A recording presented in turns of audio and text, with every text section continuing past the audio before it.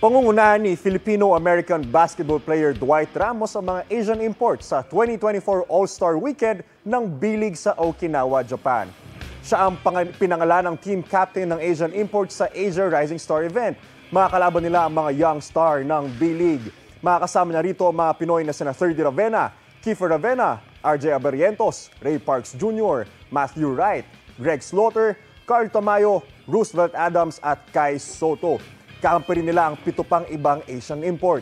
Gaganapin ang event sa January 12 hanggang 14. Kapuso, para laging una ka sa mga balita, bisitahin at mag-subscribe sa GMA Integrated News sa YouTube. Sa mga kapuso abroad, samahan nyo kami sa GMA Pinoy TV at sa www.gmanews.tv.